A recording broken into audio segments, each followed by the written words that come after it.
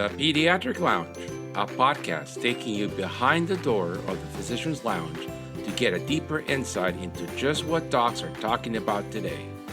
From the clinically profound to the wonderfully routine and everything in between.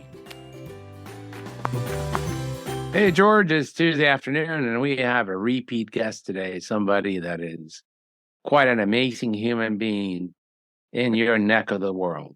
Yeah, Dr. Tuvia. Today, the title of his podcast is A Day in the Life of the Pediatric GI in our A Day in the Life series. Take it away. Welcome back, Tuvia. How are you doing? All right. How's everything going? It's pretty peachy out here. Pretty peachy. Living the dream. Yeah. Every day. Well, you guys are living the dream. You're all physicians. You should be happy and chippery and spreading the good cheer to all the young doctors out there, not these grouchy old men. I still think this is a great profession. It is. Look at my hands. I don't have a callus. Manual labor is tough. All right, let's start off. Why did you become a PGI? Why did I become a pediatric gastroenterologist? That's a funny story, actually. So I was a resident at Downstate. And when I was a second-year resident, I didn't really know what I wanted to do, but remember back then we used to have that procedure book and you had to do all these procedures and get them signed off. I don't know. Did you guys have that when you did residency? Yeah, nobody No, had. I didn't have to do that. So I did all the procedures in the book. By the time I was a second year, I had done everything except I think I had done a circumcision only like once and you had to do 5 of them. It was one of those things that I could never do. And then, so I knew I really wanted to go into a procedure-oriented type of field, and I was deciding whether I wanted to do PICU, ER, or GI. And I had a mentor a guy by the name of Barry Werschel, who's now the chief of GI in Chicago. And he was the vice chair of the department. And he called me into his office. He goes, I really would like for you to be the chief resident. And I said, oh, okay, maybe I have to think about that. And of course, I went home and I said to my wife, I said, what's your thought about me doing a 4th year of residency? Yeah, another year without pay. Who's paying the bills? She said, well, it sounds really great. There's nothing I like more than macaroni. Back then, pasta was like 25 cents a box. Today, it's like $3. It's not political, please. And so we have a plan. So it does not get political. So I came back to him. I said, what's in it for me? He goes, I'll tell you the truth. I was thinking if you would do a year of chief, then you would he was a gastroenterologist. He is a gastroenterologist. He said, and then you would do a GI fellowship. And I think that you would be really great at that. And I said, okay, that sounds good. And then actually in my 3rd year, he left Downstate and he went to Montefiore to become the chief of PGI there. And I was like, oh, forget it. I'll never hear from this guy again. And I'm screwed because I thought he was going to give me a GI fellowship. And sure enough, after he got there, he called me up and he goes, by the way, I didn't forget about you. You're going to come to Montefiore next year and be a PGI fellow. And I go, really? He goes, yeah, absolutely. I promised you. And that's where you're going to be. And so I went to Monty and I became a pediatric gastroenterologist. And that really sums it up. That's how I ended up becoming a gastroenterologist. A man of his word. A great mentor. Wow. Love that story. And what is a typical day look like when you're a PGI? My typical day is really busy. I wake up at 5:15 in the morning and I'm usually in the hospital by about 6:45. And I do procedures like 3 days a week, starting at 7 o'clock. So anybody who does procedures will tell you that if you can get the first slot on the schedule, you're golden because anybody who starts before you really could just delay a room and then you're like at their beck and mercy. But if you control the room, you control your own destiny. So I've got control of the room 3 days a week. And so 3 days a week, I start my day with procedures at 7 a.m. And I make rounds usually before that or during procedures. So I run upstairs to the floor and I see my patients. And then during procedures, I teach the surgical residents here at NYU Long Island how to scope. It's one of my things that I do. And I have medical students that rotate with me. And I've got pediatric residents that rotate through with me. And so I've got a whole bunch of people in the room with me. And after I finish procedures and I finish my rounds, I then head over to the office where I see patients. And then I hang out with you guys at night. Oh, wow. That sounds like a busy day. When you say you do procedures 3 days a week, are you saying you do like procedures from 7 till noon, 3 days a week, or? Not 7 to noon. So twice a week, I do them from 7 to 11. And then actually 1 day a week, I do it's a short procedure day. I do it from 7 to 9. Okay. And then I serve on certain committees. I vice chair the IRB here. So I have that. We usually do that through a Zoom meeting, and I do that on Thursday mornings 1 to 2 times a month. And your procedures are mostly colonoscopies and endoscopies, or do you do more? So in line with most pediatricians, in the adult world, they do mostly colonoscopies because everybody over the age of 45 is supposed to have a screening colon. And if you haven't had one yet, you really should. A lot of fun. George, what are you doing later? Actually, funny story. I had to go get mine, of course, late. We did a couple's colonoscopy at my friend's office on the last day before the city closed for COVID on that Saturday. A couple's colonoscopy. Yeah, my wife. Sound like a couple's massage? How does that work? Whatever. Did you clean out? You did the clean out together? That was a lot of fun. I hope the kids have to go through that. Probably, right? Everybody's got to go through it. We use generally Miralax and Gatorade, so it's not as bad. Yeah. And the difference is in pediatrics, we're not really looking for cancer the same way they are in the adult world. So there's the little teeny polyps that they're looking for in the adult world. We're not usually doing that. We're mostly looking for either juvenile polyps, which tend to be big, or we're looking for Crohn's disease or colitis. And so the cleanouts generally are not as great as they are in the adult world. So what's your thought? Why not do Cologuard or do the blood test that's coming out instead of the colonoscopy other than GI guy? There is nothing better than visualizing the tissue. There you go. Herb, I should have asked you what you're doing later. All these gizmos and gadgets they're okay as a screen, but you need a real thing. At the end of the day, there's nothing better than taking an actual look. And you should know the risk of the amount of colon cancer that we're seeing is going up and up. There was just a report about, I have it somewhere here on my desk, about the rising incidence that the amount of colorectal cancer has tripled among children and teens from 1999, 2020 here. Wow. That's diet related. And this was published in Gastroenterology in July 24. Those are some drastic numbers. And we recently had a 17-year-old that we diagnosed with rectal cancer, which was really scary. Really? Yeah. Wow. Do that one I've never seen. You think the colon cancer is related to the diet?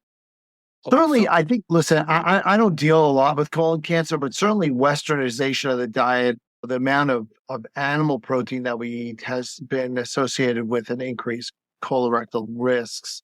Along with other things, westernization of diet has resulted certainly in more inflammatory bowel disease. And we see that now with new populations that we had never seen IBD in before. We're starting to see the Indian population is the fastest growing population with IBD in the world. And we had never seen that before. And it really has to do with we believe, westernization of the diet.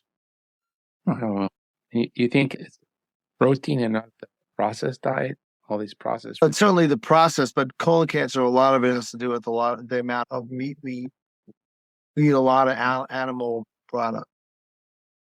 And then when you say animal, is it like salmon and fish? Does that count? I think it's more the beef protein, but I don't want to misspeak. It's not really my specialty. Well, very interesting. But I love a good steak. Yeah, me too. You got to die of something. Hey, better to go with a smile on your face. You know what I'm saying? I start my day off with a piece of cake every morning. Your daughter's still a nurse? My daughter is a nurse. She's actually an MP now. So you don't bring her down to the colonoscopy suite anymore so you can smell? She didn't start working as an MP. She's still working as a nurse at nights, and she still comes by and visits me whenever she's working that night, the overnight, and I'm in the endoscopy suite. She always stops by to say hello. You remind her of the sacrifices you made? I always remind my children of what I have to go through in order to put food on the table. Must be fascinating dinner time. Pass the chocolate cake. From the the pediatric GI specialist, what is your perspective on the challenges that we're facing taking care of children? I think the biggest challenge we're facing, and I think that this applies to all pediatrics in general, is the amount of anxiety and mental health issues that we're seeing.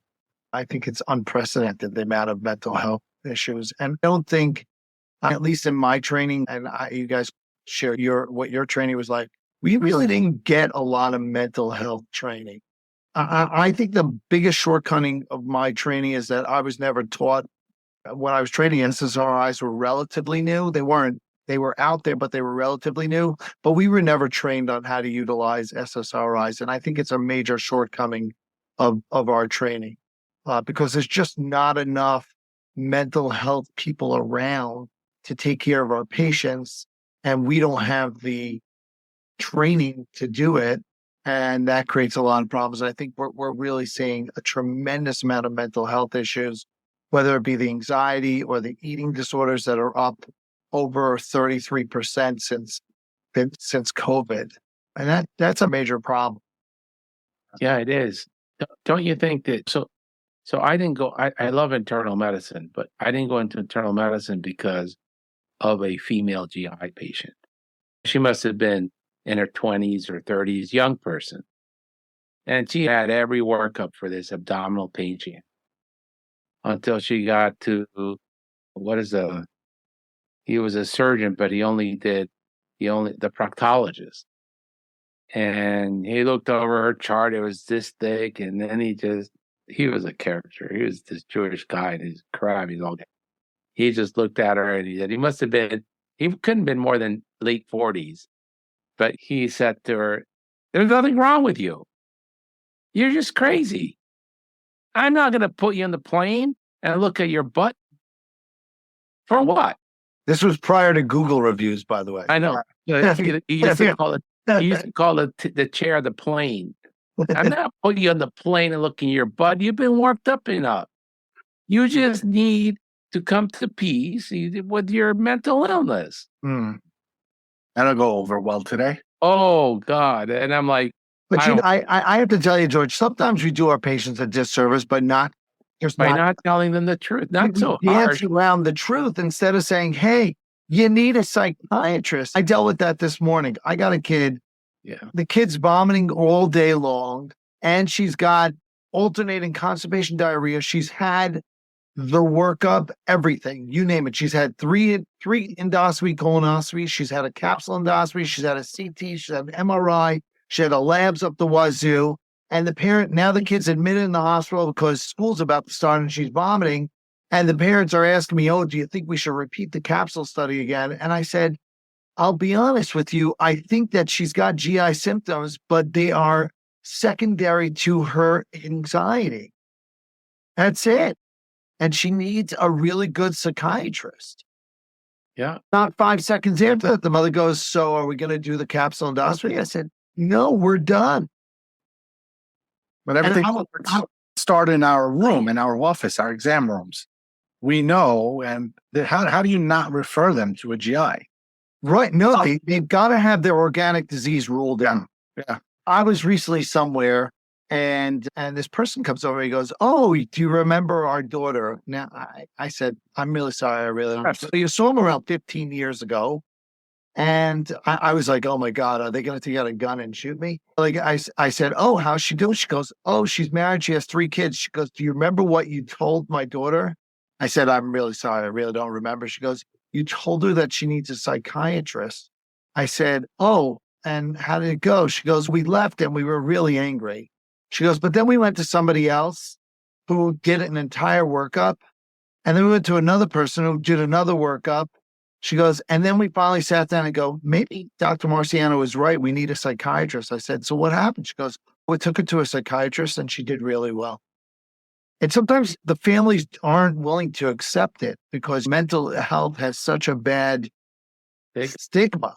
But honestly, when they start to accept it and they realize it, those people do really well. If they can allow themselves to be open to therapy and to somebody helping them, They really do well because being a kid today is really hard. It's not, listen, when we were kids, we were stupid. Honestly, when I was 16, what did we know? We knew from nothing. Did I know what the stock market was? Did I care about what the interest rate was? Did I care about the election? I didn't care about anything. Nothing. But it wasn't even that. Like the I don't know about you guys, but I was very sheltered as a kid. But the closest I got to seeing a naked woman was in the supermarket's Playboy, and they used to cover it just so. What supermarket did you shop at? Oh, Giant Food in Maryland. In Maryland, dude. That were you from Baltimore? No, I grew up in Potomac. Oh, really? Yeah, half the neighborhood's Jewish, but they had the magazines and they were covered up so you could just see the face of the model. That was as close as you got to see a girl. Today, they get on YouTube. They don't hide anything. They don't hide anything. And I don't think that these young kids are ready to process that. They don't have the maturity to process all the information that they're getting and to understand it. And it creates a lot of problems. I think it causes a lot of anxiety because of it.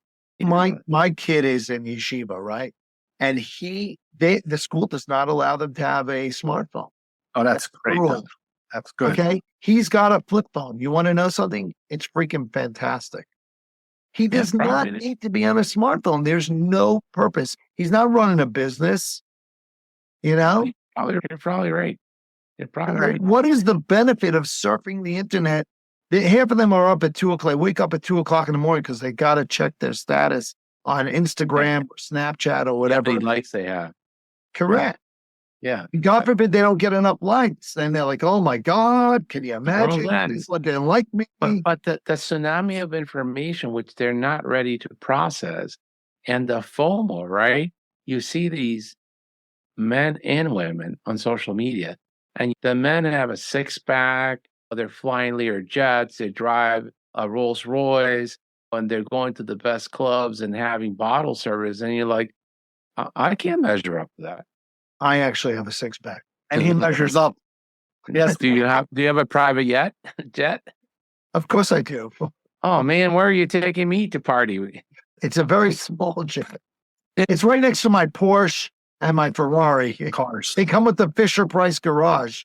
You know, gas tank. It's very nice. But what do you think, seriously, what do you think about payment? Because 50% of the kids are on Medicaid. Right. And it's squeezing the children's hospitals, it's squeezing the offices, it's squeezing the maternity wards because they just simply don't pay enough. It's a big problem. And that's why you find more and more of us are no longer in private practice and are working for the hospitals because we can't make ends meet without getting into special programs in order to fill in the gap between what we cost to see a patient and what we're getting reimbursed. Yeah. And a collapse. But sorry, George, that snowballs because the nutritionists don't get paid enough. You know, we have a problem with nutrition here. We see kids, they're 400 pounds and their insurance companies don't pay for nutrition unless they've got diabetes. So they got to keep on eating in order to get diabetes and then they can get nutrition. It's a real problem. Realistically, the Institute has actually been very good to us in that they've given us a nutritionist in our office, which we can utilize in these kids, which is really important. But as a general rule, the insurance companies don't pay for nutrition, even in the kid who's got fatty liver disease. You got to see the size of some of these kids that are coming in. Oh, yeah. It's incredible. Really bad. Yes. And then the same thing with mental health. To try to find a PhD in psychology that does cognitive behavioral therapy, either to help someone lose weight or to get over their anxiety, which is what you do when you have anxiety. The Medicaid pays so poorly that they don't take patients and they want cash. And even if you're an upper middle class family, I don't know what it's in Long Island, but here it's $180 to $250 a week to see a psychologist that's good. That's cheap. $200 a week when you're a family, that's $800 a month. That's a lot of money for a family. It's 300 plus a session. George, is that what you've come across? They're about 200-300. And the biggest problem is that, unfortunately, some of these therapists will see these patients week in and week out, and they've got no I tell parents, if you're going to take your kid to a mental health counselor, you sit down with them, you tell them what the purpose of you being there is. If your kid has anxiety because of going to school, that's what we have to deal with. If your kid has got it, is got encopresis and they're soiling themselves, you got to deal with that. But we need to have a goal and we need to have a roadmap as to how we're getting there. Not that I'm going to meet with you every week and cut you a check, because you can go on for a year. It's a hired friend. Correct. It's a hired friend. And most of these kids are really good kids. But the problem is that they think everybody else is better than them. And they don't realize that even the cool kid is going through what they're going through. It's just a matter of how they handle it. Yeah. Maybe you should become a psychologist. So I am a psychologist. You probably are. So two things that I learned from the people that really do a lot of mental health in pediatrics is, one, you have a good therapist when they're leaving the patient homework, because that changes their thinking. So CBT is all about giving you ways of coping with whatever is distressing. And homework is how you get there. And the other thing is, they all say it's something between, if you got a good therapist, it's something between 16 to 26 weeks of therapy, and you should be better. If you're not better after 26 weeks of seeing the same person, you either have the wrong approach, the wrong therapist, or the wrong diagnosis. This going to therapy for 2 years in a row every Wednesday afternoon, that's for the birds. Go grab a glass of wine and a friend, and go mope at the bar, and go home afterwards. So, right, I tell parents, I want to reel you in for 3 years. You're not getting your money's worth. Get someone else. But that's what goes on out there, because of course, you see, the therapists don't want to succumb to the insurance companies because they're getting paid. And if they go with the insurance, they're not getting paid. And on the flip side, because they don't align themselves with the insurance companies, they've got no oversight. And basically they can see them week in and week out and just keep going. It's a problem. You know what my substitute is for nutritionist and CBT psychologist? What is it? Physical therapy. Works like magic. I have a pediatric physical therapist that just started, and I send the patients with the diagnosis of chronic pain, because they're in pain, and they do core strength exercises and aerobic capacity building for 12 to 16 weeks, and the kids come back and they're happy, and it's the same concept. They go once a week, they leave them homework for exercise at home. That and the Jim Riley diet, they'll lose 10, 20 pounds. What's the Jim Riley diet? The Jim Riley diet is no sugary drinks and no minimum salt. So no orange juice, no milk, because milk's got a lot of sugar in it. No Gatorade, no high C juice, all that gone. No sodas, and decrease the salt. Interesting. I tell the kids no sugary drinks and no bread, white rice. I have a lot of Latino population. The bread's a real problem. Bread's a great product designed from when man used to work in the fields. But we don't work in the fields anymore, so we don't need that continuous release of carbohydrates into our system. Right. No. It was very interesting. I listened to a lecture he is an obesity expert at Barbara Davis in Colorado. And he went through the biology, or like the evolutionary biology of obesity. And he uses an example, the bear. He says the bear eats berries, which are very sweet, like crazy before hibernation. And they will put on a bunch of weight. And he says the sugar and the salt have a mechanism that blocks your metabolism, and it builds fat stores for the winters. And for the bear, it works great because they put 100 pounds to go to sleep for the whole winter. They need that fat to keep them warm, and they're burning that fat down. When they wake up in the spring, they're trim again. But for humans, it doesn't, because we don't go into hibernation. So sugar and salt are built to slow down our metabolism and create more fat stores. Interesting. It was a very interesting lecture. What keeps you passionate about work every day? What keeps you going? So I really enjoy what I do. I really do. And you know what?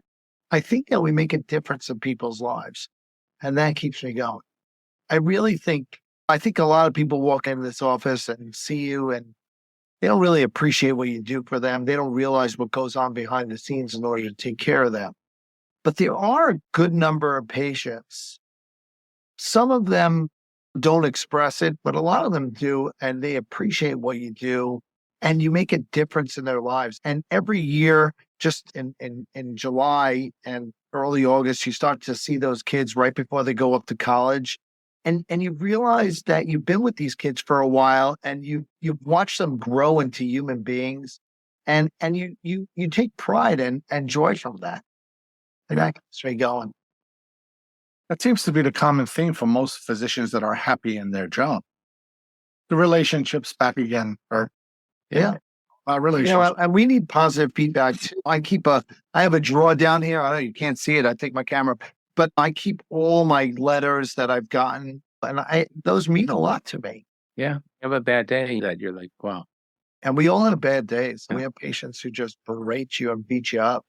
Yeah. And I don't think it's really aimed towards you. I think they're just unfortunately frustrated because medical science will only take you so far. We don't have the answer for everything. And we don't have magic pills. If I had a magic pill, I'd give it to you. I promise. Life is hard. You have a kid, they get diagnosed with Crohn's. That's a hard life. That's a tough diagnosis. And Take a kid. I saw a kid today, 9 years old, diagnosed with celiac. And the mother was upset. And there's nothing anybody can do for it. That is the diagnosis. But it is life-changing. And it's almost in some ways worse than the kid with Crohn's, because I could think of a kid with Crohn's and put him on medication, and he can do whatever he wants, whatever. I have kids who travel the world with Crohn's disease. In any given academic year, we are giving medications, biologic infusions in 3 to 5 countries. Okay. Oh. We do it. And those kids do amazing. But this kid, every time their friend goes out for a slice of pizza, they can't do that. oh well. They can't even have the fries out of the fryer where they're frying chicken wings. It's hard and it sucks. I couldn't give up bread. I love it too much. It talks to me. How often do you come across a diagnosis of Crohn's disease, ulcerative colitis? Is that a common thing or not so common? We he's see a lot. GI, so it's common in this world. We see a lot of it. This is Long Island. We have a lot of inflammatory bowel disease in Long Island. Is it a lot of inflammatory bowel disease, or is it a lot of colonoscopies being performed and you're finding it that's just didn't show? We're not doing screening colonoscopies. We're doing colonoscopies on people who need them. So if you come into the office and you've got a reason to get a colonoscopy, then there's a chance that you're going to have inflammatory bowel disease. It's not that you're 45 and we do a colonoscopy, and by the way, you don't have cancer, but you've got Crohn's. Mild. We don't see that. If we scope you, then we are looking for Crohn's. Yeah. And I still can't wrap my head around celiac disease. It's an immunological disorder. Celiac disease is an autoimmune disorder. It's Okay. right up there with Hashimoto's thyroiditis and type 1 diabetes.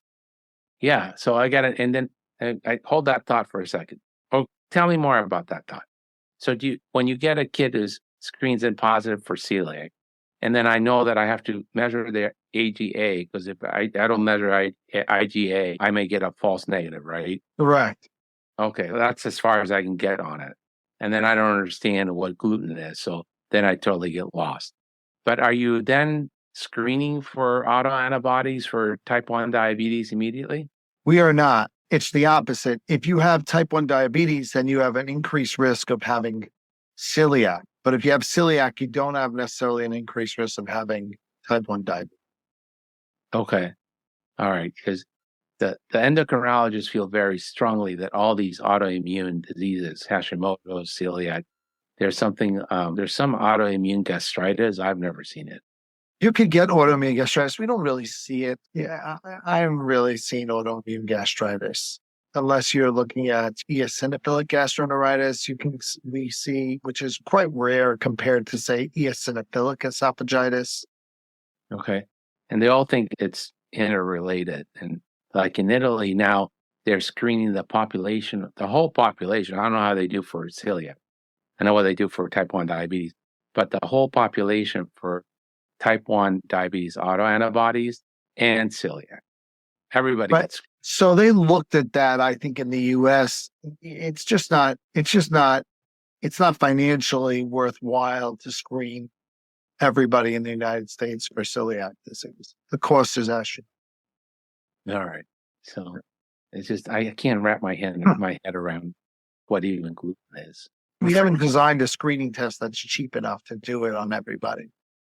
So it's not a cheap test to run. And does it run in families like diabetes does? It's a genetic disorder. In order to have celiac, you got to carry the gene, and about 30% of the population has the gene, whereas only 1% of the population has the disease.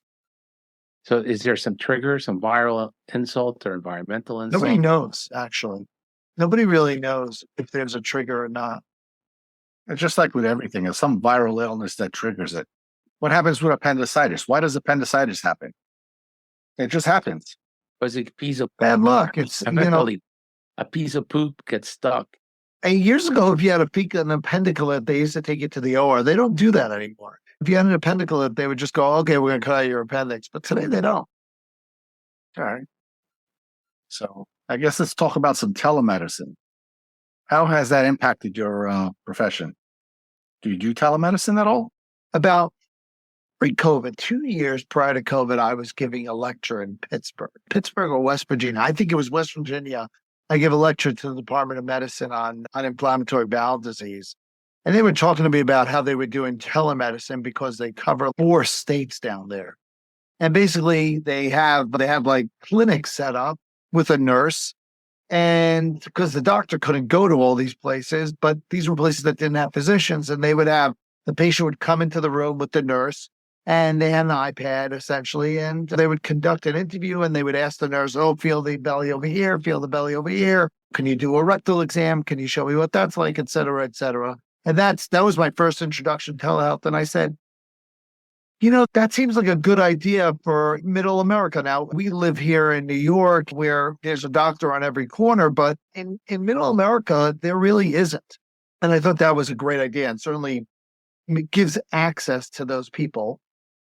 I will tell you that telehealth is great, but not if you've got a problem. If you've got a problem, there's something to be said about a physical exam and a face-to-face encounter in the same.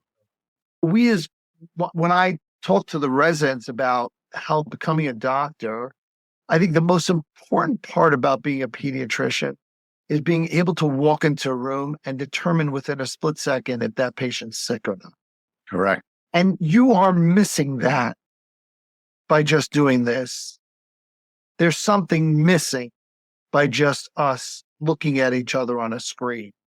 And so I think telehealth is great, and certainly, I need a refill of my medication. I've got IBS and everything's fantastic. Great, telehealth's great. But other than that, we're in New York. We live in New York metro area. Get in the car, drive the 15 minutes, and go see the doctor, because there's something beneficial happening when you're in that room. I agree with you. But many people that don't. Well, people are lazy. I don't understand why they would have a telemedicine visit with me in my office where they live 10 minutes away. Just come on down. I have patients who live literally around the corner. And I'm like, why don't you just come over? What are they going to do for me in person? They don't want to meet in person, but they're getting shortchanged. And I tell them that. I said, listen, you have this, you really should be seen in the office. Yeah.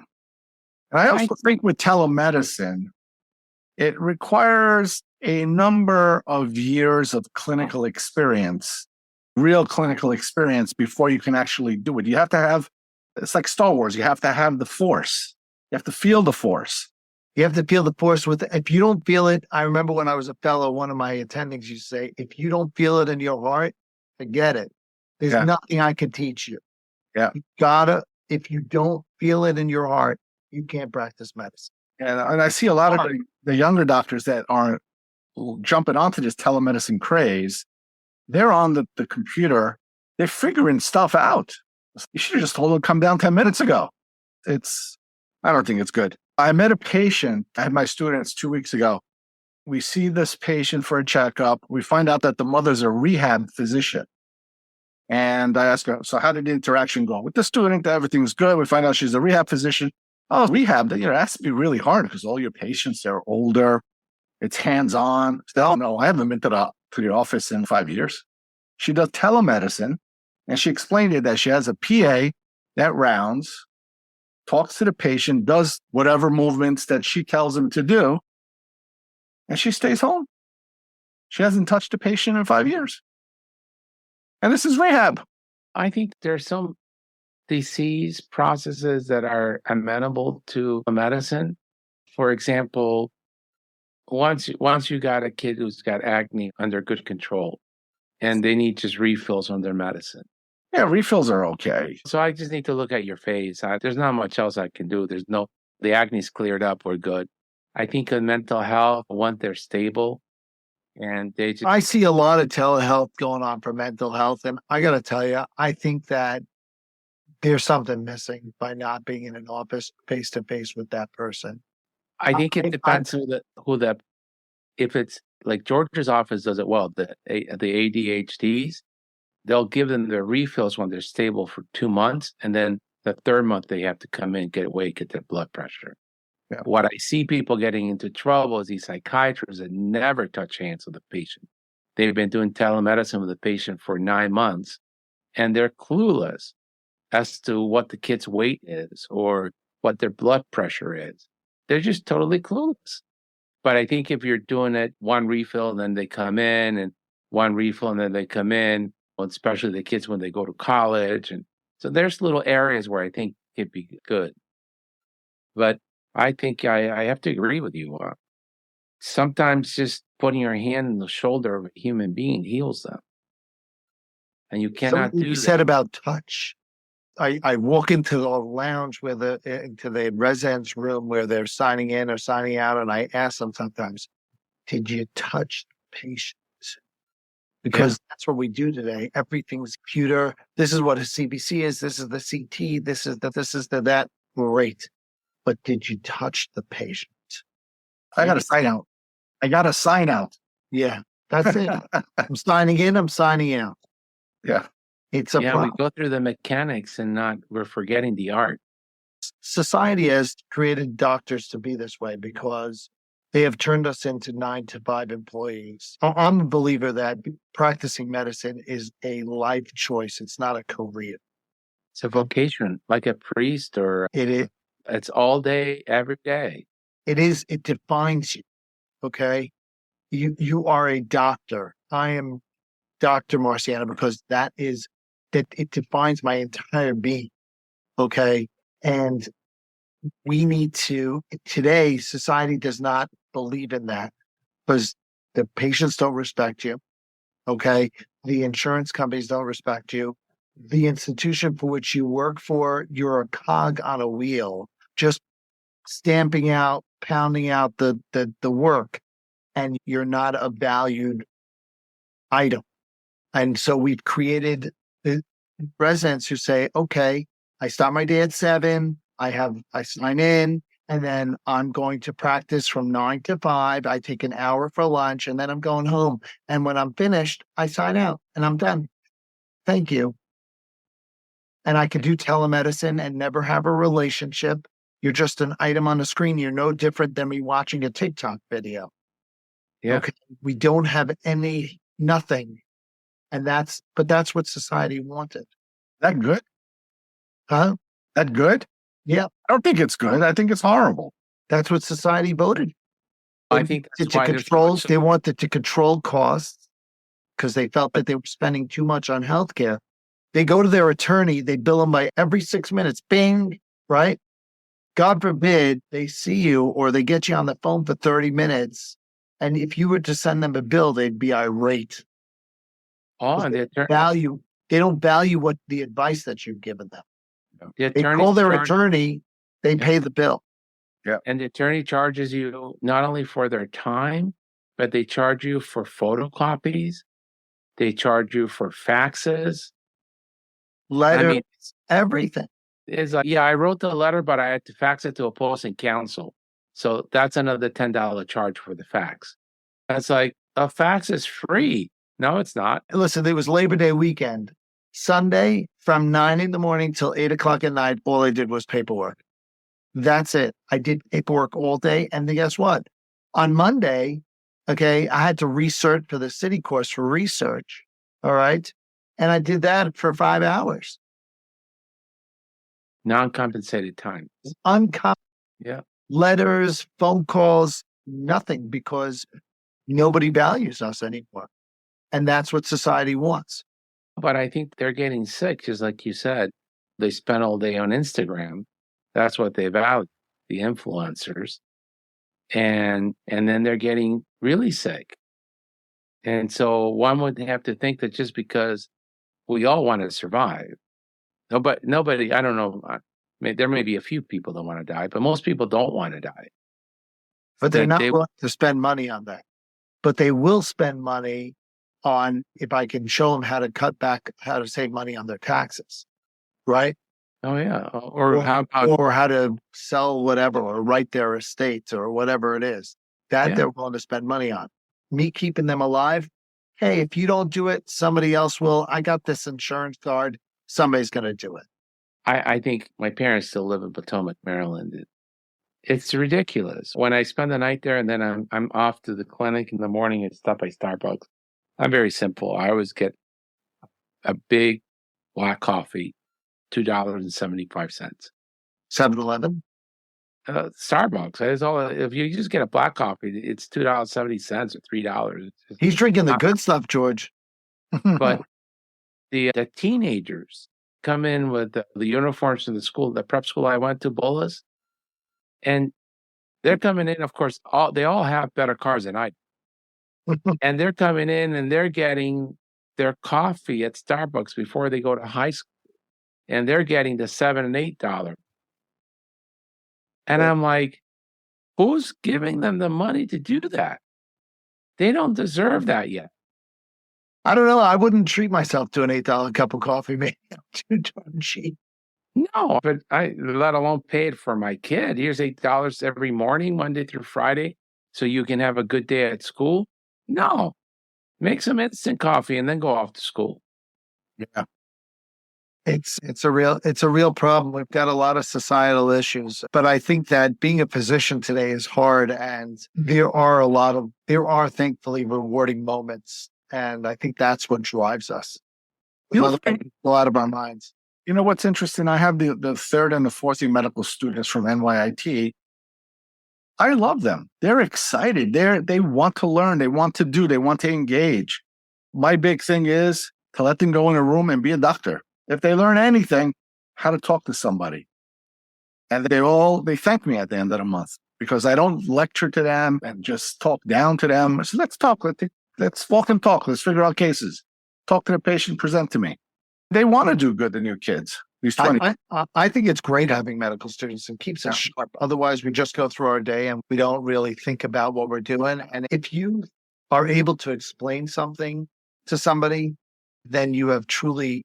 You understand that material so much better. You've been doing it long enough. You learn it by accident. They teach you. I learn something every day from the students. But I push back against that. I think if you're in an academic environment, there's time built into teaching. When you're just on a grind in a private practice, I know George does it, but it's really hard to pay attention to the medical students and have a conversation because you're in the treadmill. Listen, I think we're all on a treadmill, no matter academics or not.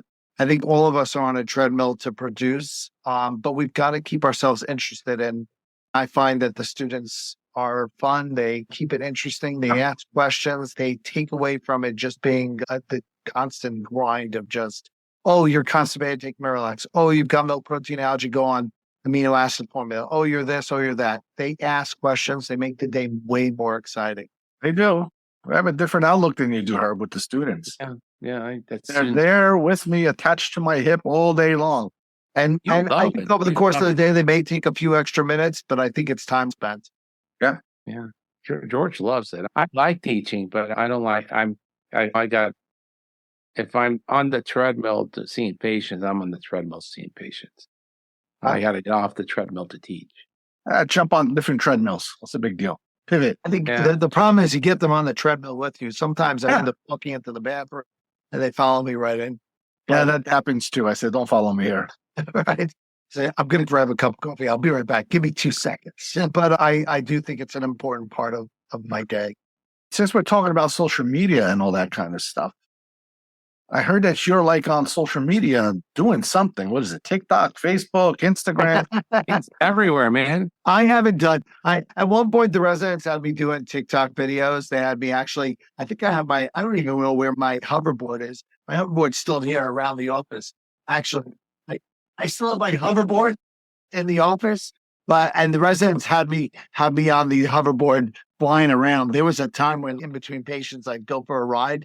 Actually, and orthopedics is right next door to us. So I'd go flying through there. They have a long hallway, and I'd go flying through orthopedics, and you just see the orthopedist looking at me like, oh my God, he's our next patient. But yeah, I haven't done a TikTok in a long time, but there was a time when I did a couple of TikToks for the residents. It was a lot of fun. That was fun, but my nurses want to start a RBK TikTok page, and I draw the line at being immature and stupid. Right. I agree with you. I think, but I think there are some physicians out there who do it well, where they come up with good material to just a once a week type of tidbit. I don't know. It's important to wash your hands. And some of the ways to do it is, and some people have more of a personality for it than others. It's a lot of work. I think for some physicians, it backfires because it's immature and it pains. I think we owe our patients a certain level of professionalism. Correct. So but it's hard work to talk about constipation on a video and get it right and not offend anybody. Yeah, and not offend it. I don't know if you don't have to offend anybody, but it's constipation is not. It is a simple problem, but it's a complex issue. Constipation is a multi-billion-dollar industry. Yes, but you got to get it. You got to know how to deliver, communicate that in that less than a minute. And keep the audience engaged. It's not easy to do social media, right? If you're going to be serious. If you just want to put on a dunce hat and do some silly dance. You can't do that. You got to have some degree of professionalism when you do it. A lot of people don't. A lot of our colleagues are doing just funny videos. And it backfires on them. You ever watch Dr. Glamakalafit? I love that guy. He's fantastic. He's got a great story, but he does social media really well. Yeah. I don't know. I did a project with one of the doctors, Dr. St. Amore, where we made some PowerPoint presentation in layman's terms of every visit that they're going to come, right? So we're going to talk about things, senior physician, junior physician, did you ever see this disease kind of thing? Talk about some anticipatory guidance, repetitive things, and what vaccines you're going to get, side effects. And we send it to the patients before their actual visit to help expedite your visit. I ask them, did you get a text message from us that said the doctors want you to watch this video? Now the patients are saying, yes, I did. We watched it. It's good. I check with them and say, who was on the video? And most of them will say, oh, you were on it, because I'm asking, right? Say, who's the other guy? And if they tell me the other guy, then I know they actually watched it. And people they're liking it because you're giving them more information than you would on the 5 minutes that you're in a room with them. And believe it or not, people are downloading those silly PowerPoints that we made. Herb said that those PowerPoints were useless. I beg to differ. I think it varies with the patient and the practice. I think that if you have a practice that's more sophisticated, then it may be great. I think it varies with your practice.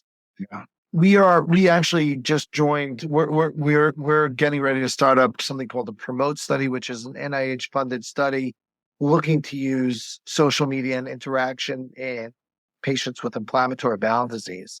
And actually very similar to yours, you send them like tidbits, et cetera, and try to get out of them in between their visits how their disease is going. It's an actually very interesting study.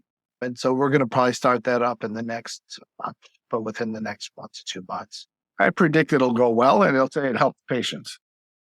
Find out. It's hard. Certainly with NYU, we've got a lot of patients through Epic and NYU get their MyChart, and we send them a lot of information through the chart. Some patients utilize it and some patients don't. I'll take the last question. Herb? I want to know from a technology point of view, how has Pete's GI changed? Like the surgeons have the Da Vinci robot. What has changed? Scope technology has certainly advanced. The image that we see is certainly better, and the scopes are better. But again, a scope is, I think we were doing similar things. We're probably doing them better now than we were before. There's definitely a lot more testing that can be done. We have access to a lot more genetic tests than we ever did that is giving us information. But at the end of the day, I think medicine is something like we said earlier. It's something that you have to feel in your heart, and you got to love it to do it well. If you don't love medicine and you don't feel it, you're not going to be a good doctor. Yeah, I agree. The technology does help, though, sometimes. I don't like the EHR. It's just turned us into cashiering. We're registering the charges. We are data entry clerks. Yes, and cashiering. Put in the code so that the hospital gets paid for the visit. Have you guys gotten involved with the medical scribe technology, the AI? We have not. You should try it. It's pretty good. But I will tell you, having AI personally, using AI, unbelievable. Had I used AI back in school, I may have been an attorney today. The reason why I didn't go become a lawyer is because I couldn't write. I was never a writer. And that's all you do is write. I don't write complete sentences. Bowel and QD, no straining, form, no blood. That's not a sentence. Yeah. All right. Herb? I'm all done. I'm done. That's it, Herb? You got nothing? No, we got the last question. What advice would you give to an aspiring pediatric gastroenterologist if there was such a thing? Oh, get COVID before you go into the specialty. That way you won't smell anything. You know why I didn't go into internal medicine? Because I couldn't stand the smell of melena on the floor. It used to drive me nuts. I couldn't stand the smell of the internal medicine floors. What would I say to an aspiring pediatric gastroenterologist? I think it's a great field. It's got a good balance of procedures and medicine. It's not just, I just scope. There is a thought process involved, and it's a good balance of procedures and medicine. Mm-hmm. And I think it can be very rewarding, extremely rewarding. Is there work-life balance? It depends who you are. I can't say that I have a work-life balance. George, you've seen me late at night. I don't know that I've got a great work-life balance, but that's who I am. I really enjoy what I do, and I really am fully committed. But I do know people in the field who've got a great work-life balance, and they still do it well. So I think that it is what you make of it, and how you have to learn how to balance your life in a manner that works for you. I like that one. That has to be the most intelligent explanation I've ever heard. Okay, thank you. I've said one thing smart tonight. All righty. So thank you very much. Right, guys. I'm off to band practice after this. It's always great. I was going to say, don't you think for the finale at the end, you should play us something? He refuses to play on the show. Really? Yes, I've been asking for 2.5 years for him to play a riff at some shows. All righty. I'll see you guys. All right. Oh, wait, before we leave, you weren't there at my talk, Tuvia. I'm mortally wounded by the lack of your presence. What talk? In Long Island. You said okay, and then you never showed up. When was it? When was up in Long Island? Was it in September? September's now. No, so it was June, I think. June, July? Yeah, we went to we did it at the Monties. Where? Yeah, the Monties, and then they also did it at Blackstone's. What was the talk? Type 1 diabetes. Screening for type 1 diabetes. Yeah. I was supposed to come to the one that we organized. Yeah, I sent you the invitation. You said, I think I might be able to do that. I'm like, that's great. I must have gotten, I don't know. I was so saddened by that. I apologize. I had diarrhea for 3 weeks, and that's how distressed I became. He only goes there when he's the speaker. He doesn't go like I Herb, I really apologize. I'm sorry. Next time around, we'll do something. All right. This is what I see you in person. All righty. Thanks. All right. All right, guys. Yeah, guys. Thanks Thank for you. your time. Bye-bye. Thank you for listening. This has been a production of the Pediatric Lounge. On the show notes, you will find links to our co-host and other important notes, as well as a timetable of the topics discussed today. Don't forget to follow us on social media and subscribe to wherever you listen to your podcast. Leave us a great review, as it helps us greatly. In the meantime, we will see you next week. The Pediatric Lounge. The conversations are not intended as medical advice, and the opinions expressed are solely those of the host and the guest.